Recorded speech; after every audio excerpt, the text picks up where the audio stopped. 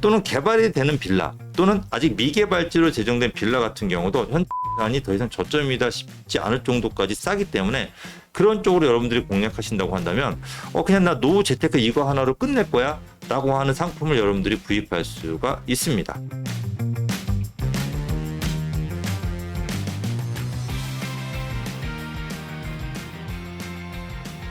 일단 2024년도 서울의 부동산 시장을 한번 살펴볼 텐데 아파트하고 비아파트 시장을 조금 구분을 해서 살펴보도록 하겠습니다. 자, 2024년도 서울의 아파트 가격적인 부분은 좀 낮아지고 있고 거래량도 역대 최소라고 할 수가 있는데 시장 분위기는 오히려 굉장히 좋아졌습니다. 거래 환경, 그러니까 부동산을 사기 위한 거래 환경은 오히려 좋아진 게 금매가 많아졌고요. 금리도 낮아지고 있습니다. 시장 금리가 낮아지고 있습니다. 그다음에 확정적으로 2024년도부터는 공급 부족이 여실히 드러나기 시작할 거고 지금 우리가 눈에 보일 정도로 네 번째 전세가가 뛰고 있습니다. 요 네 가지는 확실히 거래 환경에 크게 영향을 미치는 요인들인데도 불구하고 가격은 안 살아나고 있단 말이에요. 이게 지금 왜 그런지를 제가 하나씩 한번 살펴보도록 할게요. 첫 번째가 금매들이 많아졌습니다. 확실히 이제 실거래가 지표를 보게 되면은 2024년도에 확실히 최저점을 찍고 생각보다 가격 회복을 많이 했어요. 우리가 최고점이 100이라고 한다면 우리가 70까지 떨어졌었죠. 그게 이제 85까지 가격을 회복을 했어요. 그러다가 최근에 다시 한 90까지 올라가다가 요게 올 한 9월 정도 들어설면서 서울에도 이제 가격이 좀 조정이 됐어요. 그래서 다시 이제 85로 떨어지면서 금매들이 튀어나왔는데 지역적으로 따라서는 75까지 떨어지는 금매들도 나오고 있고요. 이제 강남 같은 경우는 95까지 뛰었다가 다시 이제 90% 정도 선에서 물건들이 나오고 있습니다. 그러니까 몇 달 전에 비해서는 훨씬 더 저렴한 가격들이 나오면서 이 가격이면 괜찮지 않을까? 또는 예전 최저점 70이 최저점이니까 75 정도에 해당되는 이제 금매들이 나오면서 이런 거라면 한번 사보면 괜찮지 않을까란 이런 분위기는 조성이 됐는데 어쨌든 그거를 갖다가 직접 현재는 거래가 그렇게 활발하게 이루어지지 않는 상황인 거죠. 자, 이제 두 번째로는 여러분들이 이제 아셔야 되는 게 이제 금리 인하입니다. 딱 두 가지만 기억하시면 돼요. 첫 번째는 2024년도는 금리의 전환기다. 2023년도까지는 금리를 올리는 추세였죠. 그래서 얼마까지 올라가느냐가 전 세계의 관심사였으면 2024년도는 미국이나 우리나라나 모든 나라들이 금리를 얼마를 인하하냐, 얼마, 언제 이거를 결정하는 시기, 전환기라고 생각을 하시면 될 것 같고 또 하나 두 번째로 기억하셔야 될 건 금리는 두 가지로 나눠진다고 보시면 될 것 같아요. 일단은 기준금리하고 시장금리로 나눠집니다. 여러분들이 은행에서 돈을 빌렸을 때 내는 거는 시장금리예요. 근데 기준금리라고 하는 건 이 시장금리를 장기적으로 이제 결정을 하는 역할을 해요. 그러니까 두 개 다 알고는 계셔야 됩니다. 기준금리는 각 나라별로 정해요. 우리나라 기준금리가 있고 미국의 금리가 있고 미국은 기준금리가 5.5%, 우리나라는 3.5%, 미국보다 우리가 2% 낮습니다. 그래서 이 기준금리를 지금 우리나라도 그렇고 미국도 그렇고 동결해 놓은 상태인 거죠. 더 이상 올릴 일은 거의 없을 것으로 보여져요. 그러면 2024년도 상반기에는 미국도 우리나라도 기준금리는 동결이 된다라고 보시면 되고 그럼 기준금리는 이제 중요하지 않네. 그럼 뭐가 중요하냐? 시장금리가 중요해요. 시장금리를 결정하는 것은 바로 국채금리입니다. 제가 지금 표시한 표는 미국의 5년물 국채금리고 위에 거는 아래 거는 우리나라의 5년물 국채금리입니다. 시장금리를 결정하는 것은 5년물 국채금리, 10년물 국채금리가 시장금리를 결정을 하는데 두 개 다 거의 비슷하기 때문에 제가 5년물 하나만 가져왔습니다. 이 추세를 보셔야 되는데 이게 11월까지는 국채금리가 올라갔어요. 그러면 시장금리도 올라갔겠죠. 그리고 11월 이후에 국채금리가 1% 내려왔어요. 그럼 시장금리도 내려왔겠죠. 우리도 똑같습니다. 11월까지 올라갔다가 미국이 낮아졌을 때 똑같이 낮아졌습니다. 11월 달에. 그럼 추세는 뭐냐? 시장금리가 낮아지고 있답니다. 근데 여러분들이 생각할 때는 지금 부동산을 살려고 알아봤더니 시장금리가 낮지 않더라 이거예요. 왜 이렇게 높지? 오히려 11월 때보다 12월이 더 높아. 근데 국채금리는 11월 달에 이미 낮아지고 있어. 그러면 12월 달에 내가 낮은 금리를 적용받고 금리가 1% 낮아졌으면 부동산 거래가 좀 늘어나야 되지 않나? 왜 안 늘어났지? 이게 왜 그 영향을 미치냐면 이 국채금리가 바로 시장금리, 여러분들 대출금리로 이어지지 않습니다. 이거를 코픽스, 그러니까 모든 은행들이 기준으로 삼는 금리를 따로 책정을 합니다. 이 국채금리 영향을 받아서. 그래서 그걸 가지고 여러분들 대출을 해주는데 이 국채금리하고 코픽스, 은행에서 내주는 대출금리의 기준이 되는 거는 시간차가 좀 있어요. 그게 한 달에서 두 달 정도입니다. 그러니까 11월에 낮아졌으면 11월에 최고점을 찍었으면 시장 금리는 12월에 최고로 높은 거예요. 그러면 12월 달에 금리가 1% 낮아졌으면 여러분들의 금리는 1월이나 2월 달에 금리가 낮아지기 시작하는 거죠. 그러니까 결론은 2024년도 상반기에는 지금보다 1% 정도 낮은 시장 금리가 형성이 될 겁니다. 이제 요거는 결정이 된 거니까요. 그렇게 형성이 된다면 당연히 유동성이 늘어나겠죠. 유동성이 늘어나면은 부동산 값이 살아날 수 있는데, 그러다 보니까 정부에서 그거를 막으려고 여러분들 스트레스 금리라고 들어보셨나요? 금리, 여러분들이 내는 이자는 똑같은데 대출을 받을 수 있는 양을 줄이는 DSR을 조정하는 거를 정부에서 발동을 한 거죠. 그러니까 부동산 가격을 올라가지 않게끔 하겠다고 하는 게 정부의 의도예요. 그래서 그 의도가 반영이 됐기 때문에 내년 상반기에 금리 인하가 1% 인하가 돼서 부동산 가격이 뛴다? 라고 바로 연결을 하시면 안 돼요. 근데 요건 제가 뒤에서 조금 더 자세하게 다뤄드릴게요. 어쨌든 금리는 낮아지고 있다. 여러분들의 부담은 내년 상반기부터는 1% 정도 낮아질 거라고 여러분들이 생각을 하시면 됩니다.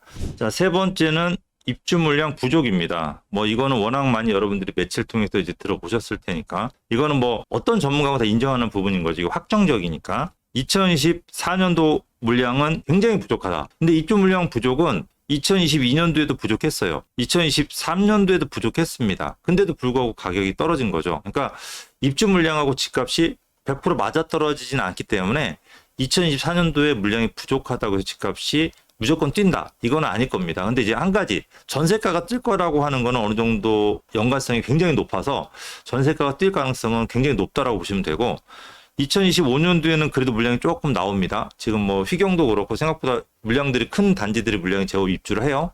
근데 문제는 뭐냐면 2026년도, 7년도에 물량이 굉장히 부족하다는 겁니다.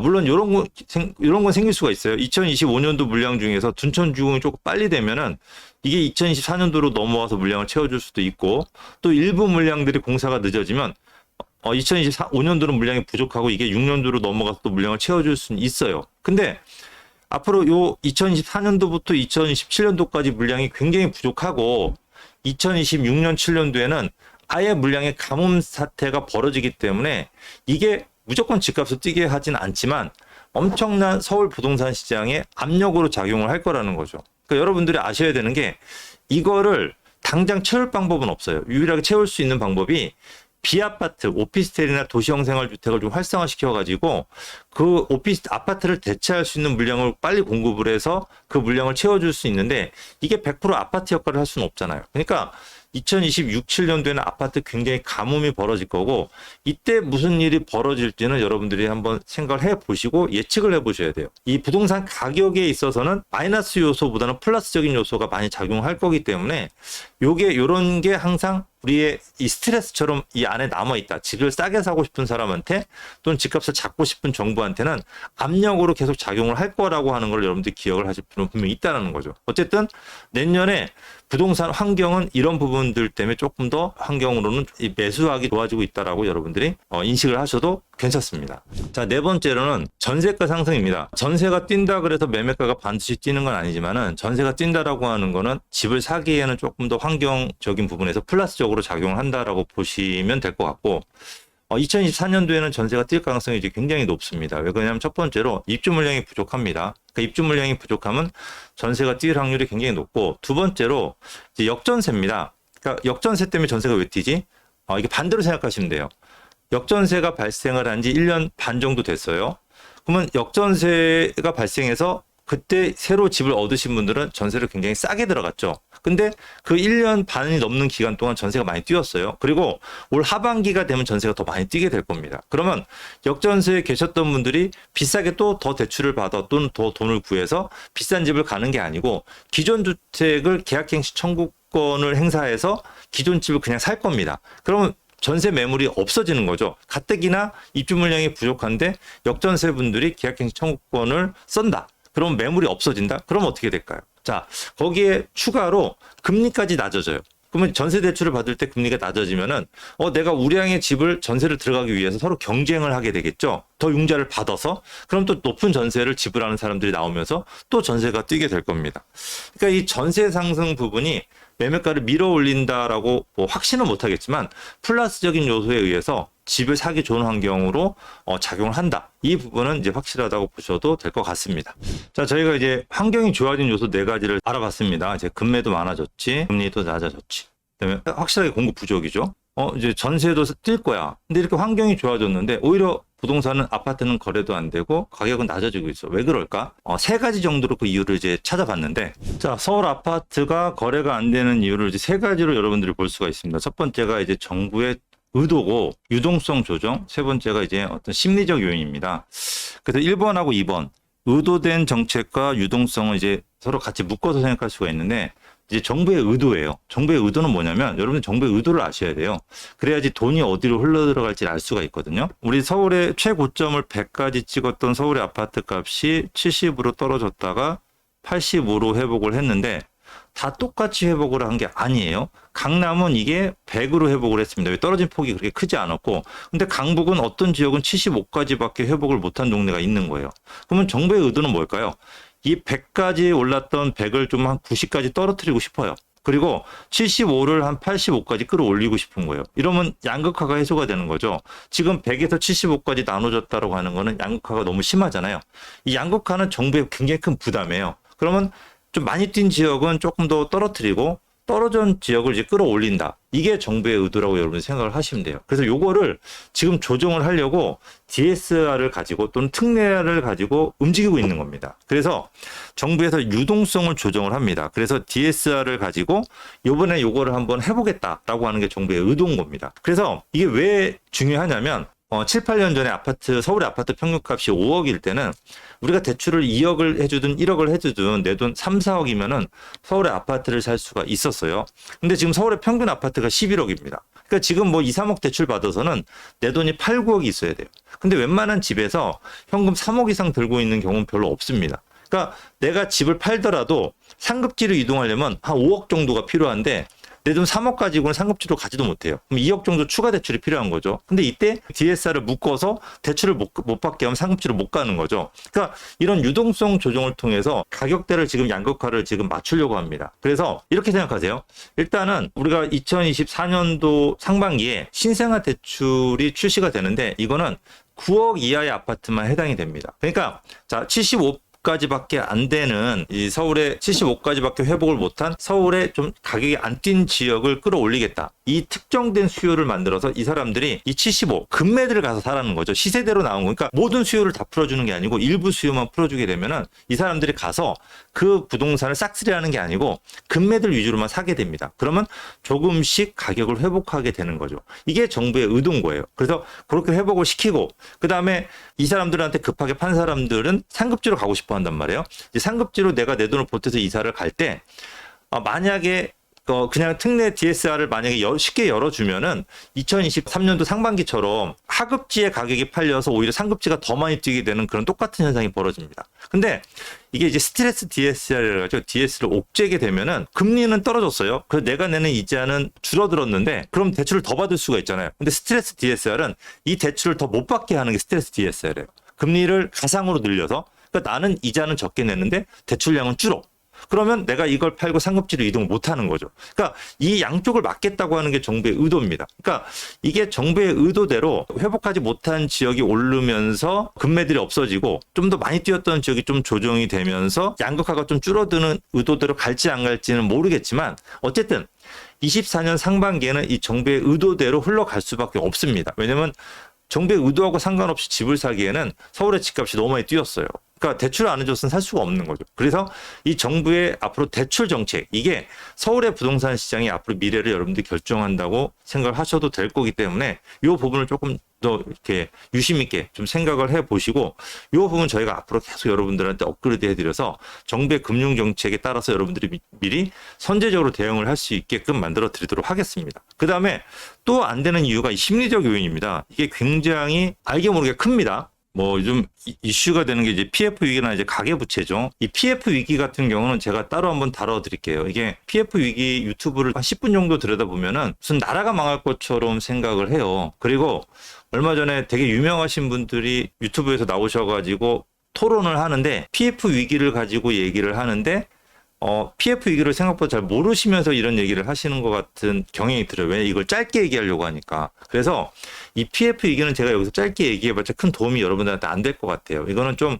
영상을 제가 따로 제작해서 조금 더 자세하게 알려드리는 게 나을 것 같은데, 결론적으로 말씀드리면 PF 위기는 우리 부동산 쪽하고 큰 상관이 없어요. 기업들의 문제인 거고 어떻게 보면 주식의 문제인 거지 부동산하고 가격하고 큰 상관이 없어. PF 위기 때문에 경매로 땅이 싸게 나와서 아파트값이 떨어진다? 이런 거는 발생하지 않습니다. 구조상 그래요. 그 다음에 기업이 망해서 구조조정이 돼서 기업이 찢어져요. 그러면 누군가 대기업들이 이걸 가져가겠죠.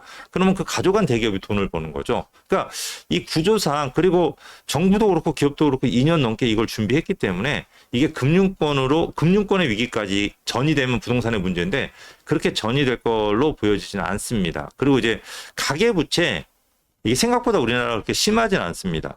제가 준비한 표가 있는데 결국은 이 대출 양이 중요하지 않습니다. 대출 양은 지금 전체적으로 줄어들고 있습니다. 우리나라가 대출량은 좀 늘어날 수밖에 없죠. 집값이 뛰니까. 예전에 5억일 때는 3억만 대출 받으면 60% 대출 받아서 살 수 있지만 아파트가 11억일 때는 6억 넘게 대출을 받아야 되잖아요. 그러니까 대출량은 늘어날 수밖에 없죠. 근데 이게 대출량이 늘어나는 것 대비 연체율이 올라가면 문제예요. 그리고 우리나라는 이 대출량도 생각보다 2021년부터 그렇게 많이 늘어나진 않았어요. 그러니까 DSR을 적용하면서 대출 총량 자체도 이전에 늘어나던 그래프보다는 확실하게 늘어나는 양은 줄었고요. 중요한 게 좀 전에 말씀드렸다시피 연체율인데 우리가 부동산 담보대출의 연체율은 0.24로 현재 지금 조정이 되고 있다. 그러니까 0.24 높지 않다라는 거죠.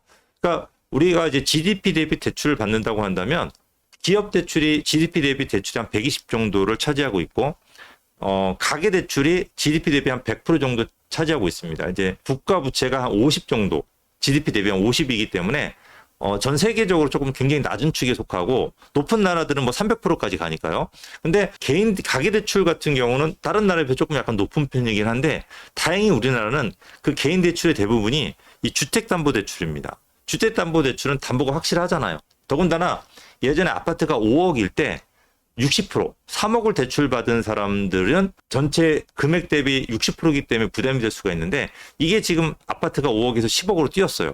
그럼 3억이니까 60%가 아닌 30% 정도의 대출량이기 때문에 이게 생각보다 담보율 자체도 굉장히 낮고 연체율이 0.24밖에 안 되기 때문에 이 부동산 담보대출이 문제가 돼서 막 뭐가 쏟아진다라고 하는 거는 약간 좀 잘못된 해석이라고 생각하시면 되고, 이 기업 대출이 좀 문제긴 한데 이거는 뭐 저희 부동산에서 얘기할 건 아니고 정부가 해결해야 될 좀 문제입니다. 그래서 이 부분 조금 약간 뭐라 그럴까요? 그 심리적인 요인인 거지 이게 실질적으로 위기설로 가서 어떤 큰 위기로 전이된다.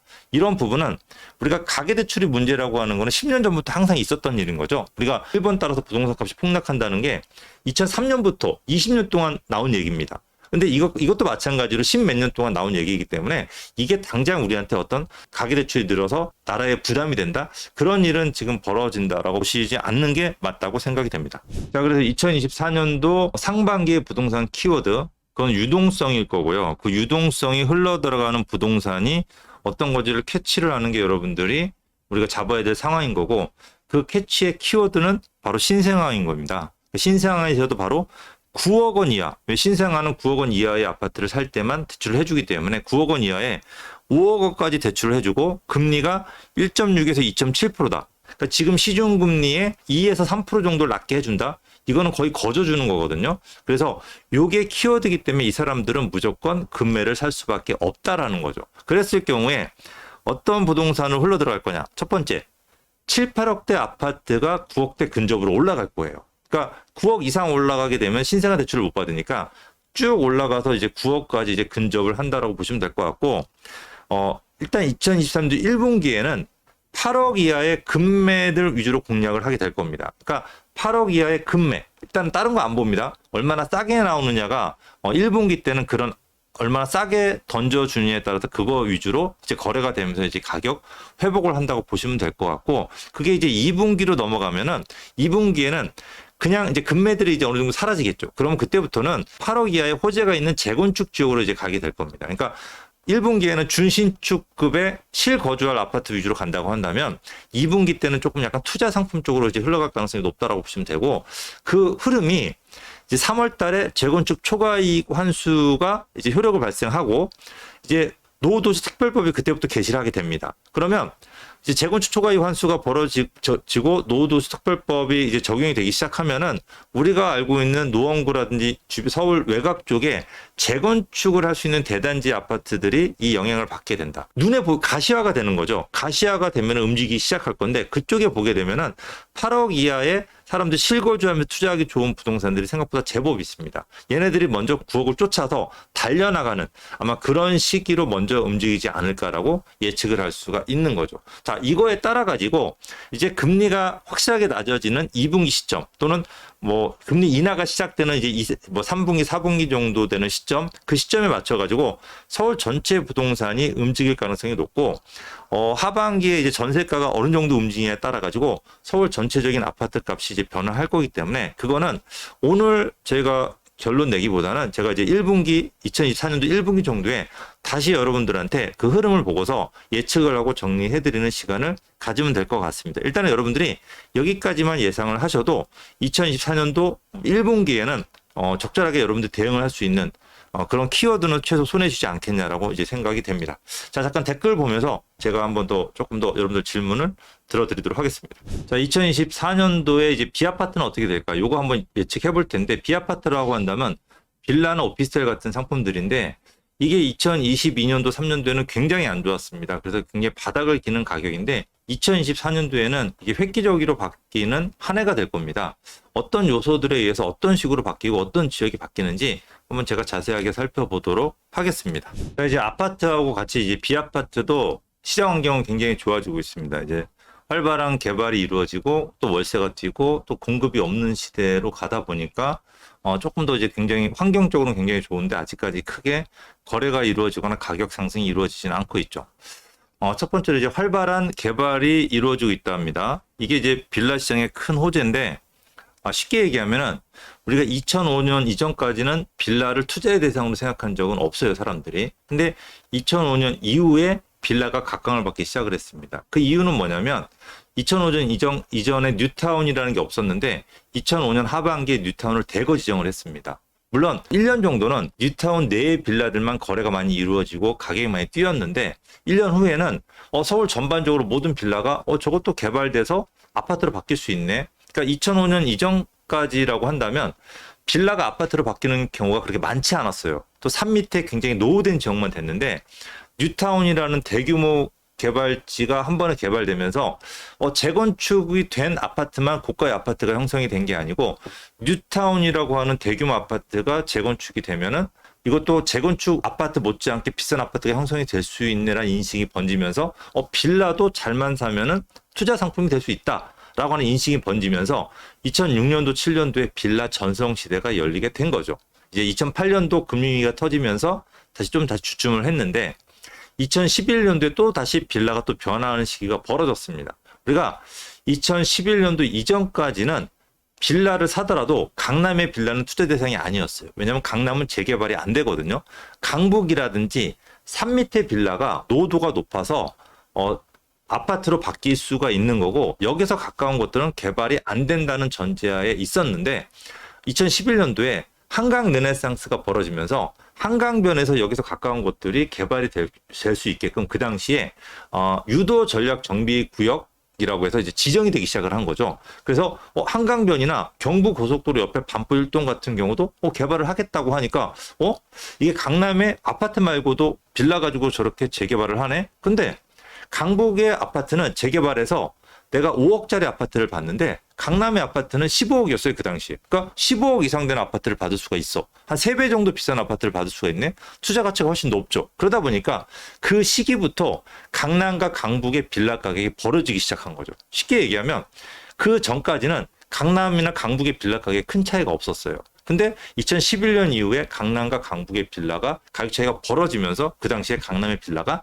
많이 뛰는 계기가 생기게 된 거죠. 그러니까 모아타운이나 지금 신통계 역세권 개발 자체가 빌라 시장 전반적으로 웬만한 우리 동네 괜찮은 위치의 빌라들도 이제 개발될 수 있네라고 하는 그런 심리적으로 상승하는 역할을 해줘야 되는데 지금 전반적으로 전세 사기라고 하는 말도 안 되는 일이 벌어지다 보니까 강남이 됐건 강북이 됐건 빌라가 전혀 힘을 못 쓰는 시기가 된 거죠. 그러니까 전세 사기라고 하는 어떤 압박감에서 벗어나는 순간에 빌라 시장은 정말로 지금까지 눌러놨던 용수철이 한번 눌러놨다가 엄청나게 높게 뛰듯이 뭔가 큰 변화가 이루어지는 부분이 생길 건데 그 부분을 저희가 좀 대비를 할 필요는 분명히 있습니다. 이제 두 번째로는 월세가 상승을 하고 있다라고 하는 것도 역시 비아파트 시장의 큰 이제 호재입니다. 매매가 떨어진 상황에서 월세가 계속 뛰고 있다라고 하는 거는 수익률이 계속 뛰고 있다라는 거죠. 거기다 이제 금리가 낮아지면은 그 높아진 수익률이 이제 빛을 발하게 됩니다. 그래서 이제 자체적으로 월세가 뛰는 부분이 큰 호재고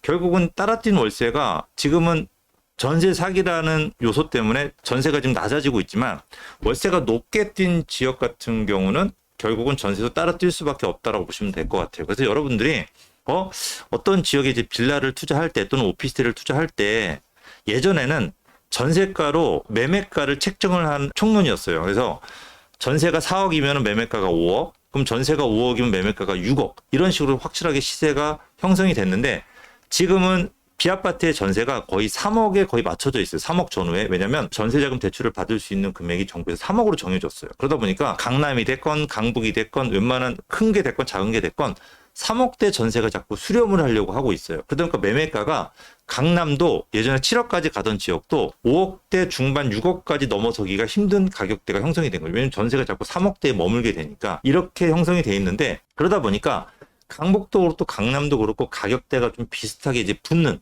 예전에 벌어졌던 가격이 다시 좁혀지는 그런 현상으로 나타나고 있는데 여러분들이 요 이제 비아파트를 살 때 어디를 투자를 하고 이게 싸냐 비싸냐를 구분을 하는 그 요령에 있어서는 이 월세 부분이 여러분들 좀 기준으로 잡으셔도 괜찮을 것 같아요. 그래서 전세는 상관없이 전세는 워낙 이 3억대 전후로 지금 귀합되고 있으니까 전세가 아닌 월세가 차이가 굉장히 크거든요. 전세는 비슷하지만 월세가 높은 지역 같은 경우는 나중에 전세 사기 여파가 옅어지거나 시장 분위기가 살아나는 시점이 된다면 이 월세가 높은 지역이 굉장히 전세가가 많이 따라 뛰는 시기가 될 거고 아마 매매가가 제일 먼저 뛰게 될 겁니다. 그래서 여러분들이 어떤 상품이 됐건 어떤 지역이 됐건 요 비아파트를 사도 되냐 안 되냐를 구분할 때는 개발이 되냐 안 되냐도 중요하지만 이걸 가지고 월세를 얼마큼 받을 수 있느냐 없느냐라고 한다면 아마 여러분들이 최고의 수익을 올릴 수 있는 어떤 그런 판단 기준으로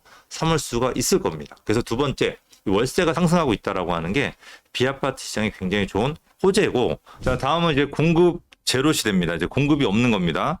이제 이 비아파트가 공급이 없다. 뭐가 문제냐면 이 비아파트의 역할이 있어요. 우리가 이제 아파트 같은 경우는 이 수급에 있어가지고 굉장히 오랜 시간이 걸립니다. 그러니까 아파트 한 채를 지으려고 한다면 준비 기간이 예를 들어서 10년이다. 지역에 따라 조금 다르죠. 위치에 따라서. 어쨌든 10년 정도가 걸립니다. 그러다 보니까 수요하고 공급의 이런 패턴을 조정을 못 합니다. 수요가 늘어났으면 이제 공급을 늘려줘야 되는데 10년 동안 기다리지 못해요. 사람들이. 그러다 보니까 폭등을 하는 거죠. 반대로 수요는 줄었는데 공급은 계속돼요. 대구 같은 경우는 내가 10년을 넘게 준비한 아파트 공사를 수요가 줄었다고 해서 멈출 수가 없어요. 이미 돈이 다 들어갔기 때문에. 그러니까 계속 공급이 되다 보니까 집값이 폭락을 하는 거죠. 요 수급에 있어가지고 아파트는 굉장히 불리한데 이제 뭐 넘칠 때는 이제 어쩔 수 없지만 모자랄 때 수요는 올라가는데 공급이 부족해. 그러면은 전세가가 폭등을 할 수가 있습니다. 전월세가. 제가 2024년도부터 부족하기 시작해서 2026년도, 2027년도에는 서울의 아파트 입주 물량이 완전히 없다라고 했어요. 그러면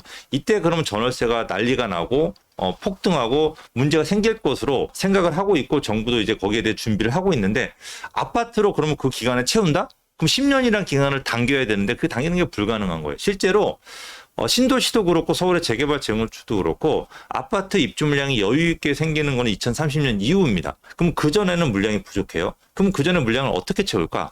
이 비아파트밖에 답이 없는 거예요. 빌라나 오피스텔 같은 경우가 빌라 같은 경우는 1년 반에서 2년 정도면 충분히 공급이 가능하고 오피스텔 같은 경우는 길어도 4년 정도면 공급이 가능합니다. 그러면 지금부터 급하게 서두르면은 2027년도에 역시 공급이 가능하다는 거죠. 그러니까 비아파트로 이 물량을 채워준다면 매매가는 모르겠지만 이 전월세 같은 경우는 최소한 어느 정도는 대체 상품으로서 채워줄 수가 있기 때문에 정부에서 이거를 갖다 서둘러서 하겠다. 그래서 이번에 국토부 장관이 기자 인터뷰 때 제일 먼저 한 게 비아파트 활성화 시키겠다는 거죠. 근데 요거를 이 앞선 원희룡 장관 같은 경우는 공급자 위주로 풀겠다고 했는데 지금 비아파트를 공급 안 하는 이유는 공급자가 돈이 없어서 안 하는 게 아닙니다.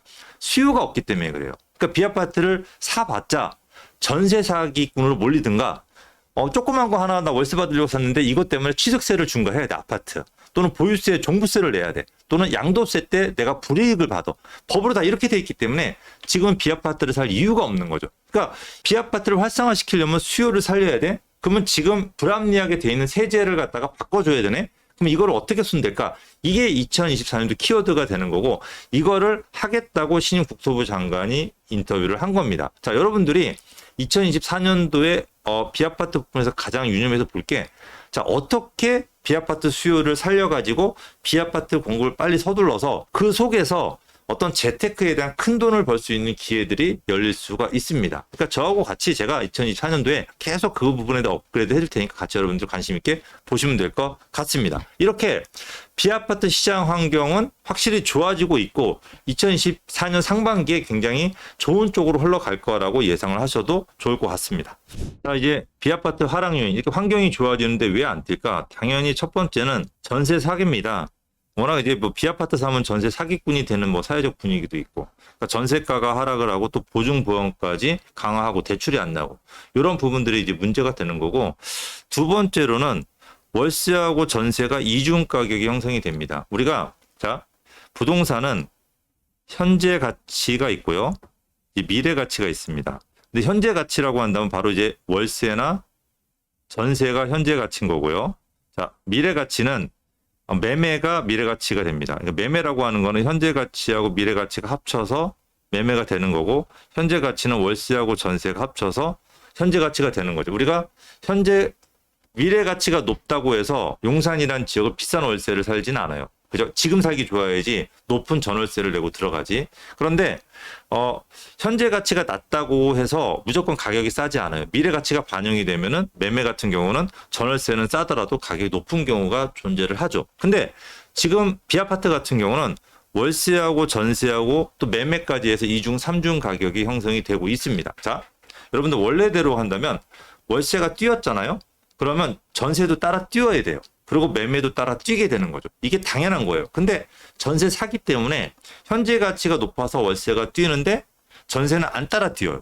그러다 보니까 매매도 역시 안 따라 뛰게 되는 거죠. 즉 현재 가치는 높은데 안 뛰었다? 얘는 매매가 뛸 수 있는 거죠. 왜냐하면 매매에는 현재 가치하고 미래 가치가 반영이 되는데 현재 가치가 반영이 안 돼 버린 거죠. 자, 여기에 같이 묶어가지고 자, 우리가 이제 개발지, 용산이나 한강변이나 도심 같이 서울시에서 개발을 하려고 하는 지역은 미래 가치가 높죠. 그러면 그런 지역의 물건 같은 경우는 자, 월세가 높은데 전세가 싸. 그래서 매매가 싸. 이 지역은 현재 가치도 뛰게 되고 거기에 개발까지 될 수 있어. 미래 가치도 뛰게 되는 이 두 마리 토끼를 동시에 잡을 수가 있는 되게 좋은 상품인 거예요. 요게 어떻게 본다고 한다면 전세 사기라고 하는 말도 안 되는 일이 벌어져 있다 보니까 형성된 투자의 기회라고 여러분들이 생각을 하셔도 되게 좋을 것 같습니다. 다음은 이제 다주택자 규제입니다. 이제 비아파트 이제 작은 걸 하나 갖고 있다고 해가지고 취득세도 중과하고 보유세도 중과하고 양도세도 중과하니까 이제 누가 살까요?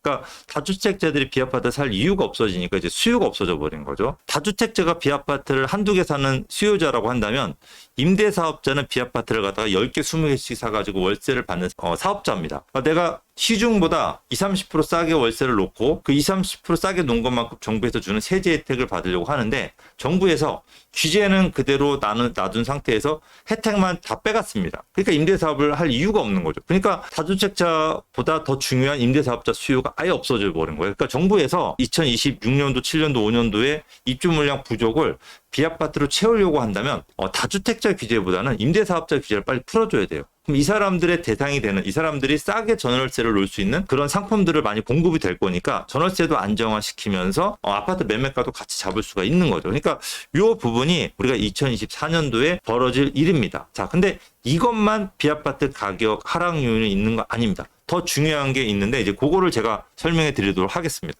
자, 여러분들이 그 아파트 투자할 때는 제일 중요한 게 항상 최종 아파트 가격이 가장 중요합니다. 여러분들이 이제 그 아파트 살 때 내가 A라는 아파트를 사는데 이자나 기회비용 B를 얼마를 내서 몇 년, 뭐 예를 들어 5년 동안 투자해서 최종 아파트 가격이 얼마가 될까? 이게 예상이 안 된다고 한다면 실거주하시는 분들 외에는 이제 투자라는 걸 하진 않죠. 그러니까 지금 현재 부동산 시장이 거래가 안 되는 이유가 바로 이 최종 아파트 가격이 좀 얼마가 될지 상상이 안 되는 거죠. 워낙 그 PF 문제라든지 기존 사회적 문제가 벌어지면서 이 굉장히 많이 떨어지는 거 아니야?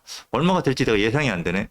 그러니까 여러분들이 예를 들어서 투자 물건이 7억짜리 아파트를 내가 사서 이자나 기회비용을 한 1억 정도를 생각해요. 그럼 8억 정도 내 돈이 들어가요.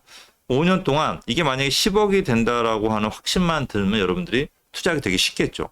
그러니까 이게 안 되기 때문에 지금 거래가 안 이루어지는 거죠. 또는 11억, 12억이 될 것 같으면 당장 급하게 가서 사겠죠. 그러니까 이런 최종 아파트 가격이 결국은 거래를 이루어지게 하는 여러분들 마음을 움직이는 굉장히 중요한 포인트다. 만약에 이거를 생각하지 않고 산 사람이 있다면 그 사람은 문제인 거죠. 아니면 굉장히 큰 기본적인 실거주거나 뭐 이런 부분인 건데, 자, 우리 개발지 빌라를 살 때 여러분들 묻지마 투자 주의보를 제가 좀 내려야겠다는 생각을 한 게, 아파트 살 때는 이렇게 최종 아파트 가격을 생각도 해보고 예상도 해보고 많이 점검하고 사는데, 여러분들이 개발된다, 빌라 쪽, 재개발 빌라라고 한다면 개발되면 무조건 사는 경향이 있습니다. 내가 A란 빌라를 사서 추가 부담금 얼마를 내서 이 새 아파트 가격이 얼마냐, 또는 이 기간이 얼마나 걸리냐, 이거를 여러분들 꼼꼼히 따져보고 투자를 해야 된다는 거죠. 이거를 예상을 했을 때, 여러분들 시야에 들어왔을 때 그때만 투자를 여러분들이 해야 됩니다.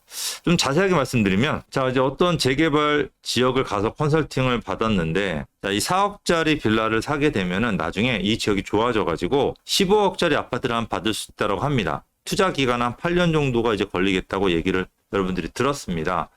자, 그래서 이렇게 해서 괜찮네 라는 생각, 또 추가 부담금 예상해 보니까 한 5억 정도 들어갈 거래. 그러면 합쳐서 한 9억 정도의 10억짜리 아파트 받으니까 괜찮지 않을까, 내가 이게 최선의 선택일 거라고 생각이 들었단 말이에요. 근데 여기서 한 가지, 여러분들이 이제 주변에 임장을 갔더니 주변에 금매 아파트가 11억이 나왔어요. 자, 그러면 제가 여러분들한테 한번 여기서 물어보면 이런 주변에 아파트가 11억이 있어. 그래서 이 최종 아파트가 15억이 되면 이 11억짜리 아파트도 결국엔 15억으로 뛸 수 있습니다. 뛰어야지 또 그렇게 되는 거고요. 그러면 여기서 빌라 4억짜리 빌라를 사는 게 나을까? 아니면 11억짜리 아파트를 사는 게 나을까? 이거를 여러분들이 고민을 하셔야 되는 거죠. 그래서 일반적인 생각으로는 11억 아파트를 사는 게 낫겠다는 생각을 해요. 왜냐하면 빌라는 불확실성이 높으니까. 왜 11억짜리 아파트가 15억으로 뛰지 않는 이상은 이 빌라 자체도 개발이 안 되거든요. 그래서 11억짜리 안전하게 11억짜리 아파트를 사는 게 훨씬 더 낫겠다는 생각을 할 수가 있습니다. 근데 두 번째로, 이게 일반인의 생각인 거고, 두 번째, 전문가의 견해는 조금 다를 수가 있습니다. 투자금을 생각을 좀 해봐야 되는 거죠. 우리가 일반적으로 이 빌라 같은 경우하고 아파트를 생각한다면, 현재 지금 아파트는 전세가가 50% 정도입니다. 그러니까 11억짜리 아파트를 사려면 내 돈이 5억 5천 정도가 들어가는데, 이 투자 물건 빌라는 전세가가 2억 5천입니다. 그러면 내 돈이 1억 5천 정도가 들어가기 때문에 결국은 5억 5천이라는 돈을 투자해서 15억까지 가는 것보다 내가 이 돈이 또 없을 수도 있고요. 또 수요자들도 1억 5천짜리 훨씬 더 많을 거 아니에요. 그럼 1억 5천을 가지고 15억을 기다리는 게, 적은 돈을 가지고 기다리는 게 낫지, 내가 당장 들어가 살 게 아니라고 한다면 굳이 아파트일 필요가 없잖아요. 그러면 차라리 투자금 1억 5천 들어가는 4억짜리 빌라 매수가 좋다라고 판단이 들 수도 있는 겁니다. 근데 여기서 여러분들이 물론 이런 생각으로 이제 빌라를 매수를 하시면 좋은데, 여기서 여러분들이 반드시 기억해야 될 게 있어요. 가장 중요한 게, 11억 아파트가 15억으로 빠르게 안 뛰면 이 개발 자체가 무산될 수 있다는 거죠. 즉, 내가 1억 5천 주고 이 빌라를 투자하는 이유는 이게 아파트로 확실하게 바뀔 거라, 내가 빌라 살 생각은 없거든요. 그럼 아파트로 바뀔 거라고 하는 확신이 있어야지 하는 건데, 이게 확신이 여기가 개발로 지금 진행 중에 있어요. 그러면은 아파트로 바뀔 확률이 높지만, 이게 현재 금매가 11억에 주변 시세가 11억이라고 한다면, 내가 4억짜리 빌라를 사서 추가 부담금 5억을 내면 총 9억이 들어가요. 9억을 들여서 현재 11억짜리 아파트를 받을 수 있다고 하면 아무도 개발을 하지 않아요. 최소 15억, 14억은 돼야지 사람들이 개발을 한다는 거지. 그러면 뭐가 우선이냐면 11억짜리가 15억 아파트로 뛰는 게 우선이에요. 그게 됐을 때 이 빌라가 개발이 되는 거죠. 근데 만약에 이 지역이 15억짜리가 11억으로 안 뛰고 머물러 있다라고 한다면 이거는 개발 자체가 무산이 돼서 이 빌라는 상승하지 않는, 개발되지 않는 빌라로 새로운 가치를 여러분들이 판단하셔야 돼요. 개발될 걸 생각하면 망하는 거죠. 이 부분이 여러분들이 좀 기억해야 될 가장 중요한 부분인 겁니다. 자, 그래서 내가 드리고 싶은 말씀은 재테크에 이제 공짜는 없답니다. 이제 1억 5천 들어가는 4억짜리 빌라 참 좋지만 역시 하이리스크가 존재를 하죠. 11억짜리 아파트가 15억이 안 되면은 내가 의도하고 전혀 상관없는 방향으로 투자가 되는 거고, 아파트 같은 경우는 안전하지만 5억 5천이라는 높은 금액이 이제 들어가는 거죠. 그래서 이 두 가지가 항상 존재를 하는데, 여러분들 이 비아파트에 관심 있으신 분들은 결국 이 하이 리스크를 낮추면 됩니다. 그 하이 리스크를 낮추는 방법은 결국은 확실한 개발 호재, 어디가 어떻게 될 건지라는 확실성인데, 이런 확실성을 여러분들이 요즘 너무 어떤 개발이 확정이 되지 않는, 너무 미확정에 투자하는 경우가 있습니다. 그러니까 개발이 확정이 돼서 확실하게 올라갈 만한 지역도 굉장히 싼 게 많거든요. 그러니까 그런 쪽으로 여러분 투자를 하신다고 한다면 하이 리스크를 확실하게 줄일 수가 있습니다. 제가 다음 세미나 때 여러분들한테 하이 리스크를 확실히 줄이는 방법에 대해서 제대로 제가 설명을 해드리도록 하겠습니다. 또 하나 여러분들이 재개발 투자할 때 굉장히 실수하는 경우가 뭐냐면, 자, 요게 강북의 재개발을 추진하는 지도입니다. 그러니까 지금 서울에 이 재개발 붐이 일 정도로 수많은 지역이 개발을 추진을 하고 있는데, 여기는 아파트 시세가 높지 않은 지역, 개발 호재가 많지 않은 지역이기 때문에 여러분들이 여기다 잘못 투자하게 되면 좀 큰 낭패를 받을 수 있는 지역입니다. 근데 이 지역을 여러분이 투자할 때 이 개발 지도를 보게 되면 굉장히 그림이 굉장히 다양해요. 작은 그림들이 있고 큰 그림들이 있어요. 근데 여러분들이 개발이 되냐 안 되냐만 중요시 생각하고 요 크기를 중요시 생각하지 않는 경우가 되게 많아요. 그러니까 최종 아파트 가격을 생각하지 않는 거죠. 여러분들 100세대짜리 아파트하고 500세대짜리 아파트하고 1000세대짜리 아파트는 가격이 다릅니다. 그러면 100세대짜리 아파트 같은 경우는 예를 들어 10억이다라고 한다면 500세대짜리 아파트는 뭐 13억, 1000세대는 15억이 형성이 되는 거죠. 자, 근데 요 세 개 지역의 빌라 가격이 다 똑같아요. 그러면 어디를 투자를 해야 될까요? 당연히 1000세대가 해당이 되거나 아니면 500세대하고 1000세대 사이가 되는 아파트를 투자를 해야 되는 거죠. 그러니까 여러분들이 이렇게 수많은 블록들이 있는데 여기서 어떤 블록을 어떻게 선택하느냐에 따라 가지고 최종 아파트 가격은 바뀔 수가 있는 거죠. 그러니까 내가 지금 개발을 뭘 살까가 중요한 게 아니고 최종 어떤 게 만들어지냐. 그래서 여러분들이 지금 내가 어떤 물건을 사냐가 중요한 게 아니고 최종 아파트 가격이 어떻게 형성되느냐를 항상 유념을 하셔야 돼요. 그래서 규모에 따른 가격 차를 유념해라. 이거는 강남이 됐건 강북이 됐건 한강변이 됐건 이 규모를 생각하셔야 돼요. 왜냐하면 아파트 가격이 비싸질수록 가격 차는 더 많이 벌어집니다. 지역에 따라서. 이 부분을 좀 유념하시고, 두 번째로는 지역에 따른 신축 아파트 가격을 먼저 파악하셔야 돼요. 그러니까 빌라 가격은 4억, 4억 5천 별 차이가 없는데 아파트는 5억, 10억 차이 나는 경우가 많아요. 12억짜리 아파트를 받는 지역의 빌라가 4억 5천인데 20억짜리 아파트를 받는 지역의 빌라는 5억입니다. 그럼 내가 어떤 걸 선택해야 되나요? 5천을 더 주더라도 20억짜리 받는 지역을 선택을 하셔야 된다는 거죠. 근데 낮은 아파트 시세임에도 불구하고 그 지역을 여러분들이 선택하시는 이유는 빨리 개발된다는 겁니다. 이 빨리 개발되는 게 개발 호재의 규모보다 더 중요하다고 생각하시는데 그건 굉장히 큰 잘못된 생각이에요.